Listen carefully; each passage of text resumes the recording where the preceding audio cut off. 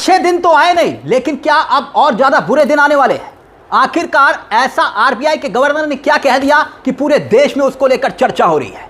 क्या वाकई में महंगाई का ऐसा बम फूटने वाला है जो इससे पहले कभी नहीं हुआ था? ये खबरें देखिए बैक टू बैक, आपकी स्क्रीन पर हेडलाइंस है, तमाम हेडलाइंस बैक टू बैक हम पढ़ के बता रहे हैं आपको, और फिर उसके बाद इस खबर के मायने क्या है वो भी आपको बताएंगे। फ्यूल प्राइसेस हाइक, महंगा होगा पेट्रोल डीजल, आरबीआई गवर्नर का बड़ा बयान। कच्चा तेल महंगा रहा तो आगे क्या खबर है वो भी बताएंगे। अगली हेडलाइन देखिए, सोने पर इंपोर्ट ड्यूटी बढ़ाने के बाद अब पेट्रोल डीजल की बारी, आरबीआई गवर्नर ने दिए बड़े संकेत।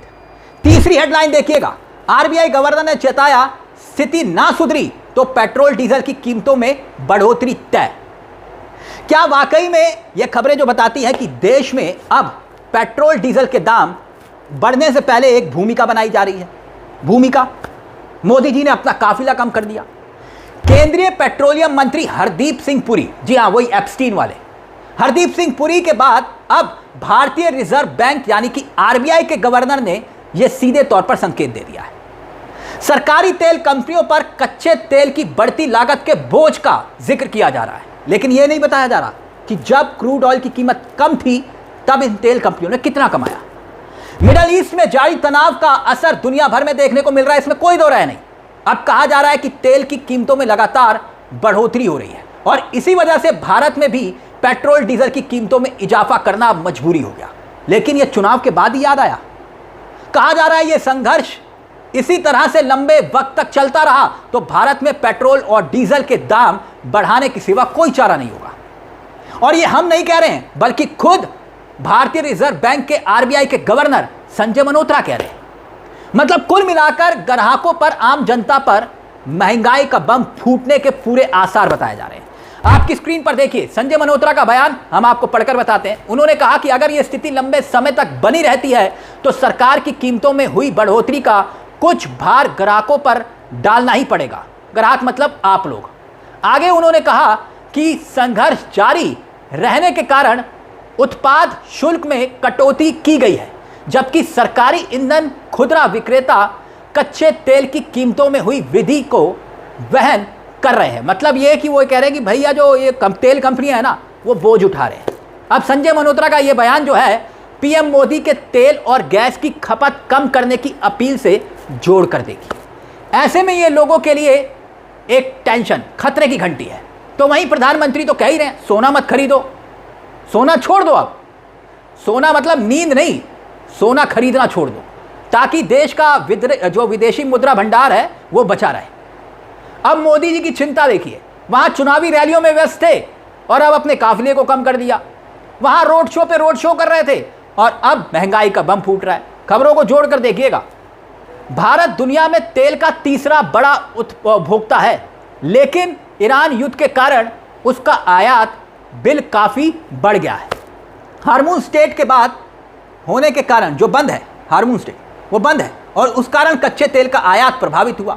रूस से तेल ना खरीदने की धमकी ट्रंप पहले ही दे चुके थे, तेल खरीदोगे पोल खोल दूंगा। अब तेल महंगा हो रहा है, ऑयल कंपनियों को भारी घाटा हो रहा है, लेकिन भारत ने अब तक पेट्रोल डीजल की कीमतें नहीं बढ़ाई थी। यह तर्क दिया जा रहा है, यह नहीं बताया जा रहा था कि चुनाव है। कई अंतर्राष्ट्रीय एजेंसियों का कहना यह है कि यह बोझ आम लोगों पर डालना अब मजबूरी होगा, क्योंकि अब चुनाव निपट चुके हैं।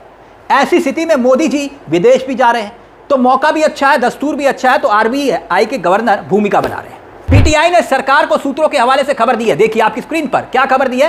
पेट्रोल और डीजल की कीमतों में बढ़ोतरी की संभावना से इनकार नहीं किया जा सकता। सरकारी कंपनियों ने commercial LPG, industrial diesel, 5 kilo वाले छोटू सिलेंडर और इंटरनेशनल एयरलाइंस के लिए जेट फ्यूल की कीमतों में इजाफा पहले ही कर दिया था।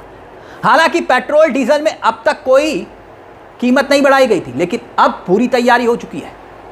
आईएमएफ ने हाल ही में कहा था कि पेट्रोल डीजल की महंगाई का बोझ आम लोगों पर डाला जाना चाहिए और इसीलिए मोदी हैं तो मुमकिन है। अब यकीन मानिए कि कभी भी किसी दिन आपको ब्रेकिंग न्यूज़ दिखाई देगी और फिर उसके फायदे गिनवाए जाएंगे कि पेट्रोल दाम क्यों बढ़ाए गए, और वो भी मास्टर स्ट्रोक के जरिए। और ये सब कुछ होगा इसी देश के अंदर जहां पर चौथी देश की अर्थव्यवस्था कहा जा रहा था, अब 6ठे नंबर पर पहुंच गई। तो वहीं सरकारी ईंधन विक्रेताओं ने पेट्रोल डीजल छोड़कर महंगाई का झटका देना शुरू कर दिया है पहले से ही। 19 किलो वाला कमर्शियल गैस सिलेंडर, 5 किलो वाला एलपीजी गैस सिलेंडर जो आम मजदूर इस्तेमाल करता है, रेहड़ी पटरी वाला इस्तेमाल करता है। एयरलाइंस जेट फ्यूल की कीमतें बढ़ाई गई। कमर्शियल गैस सिलेंडर कीमत 993 रुपये, इजाफा हुआ कि नहीं?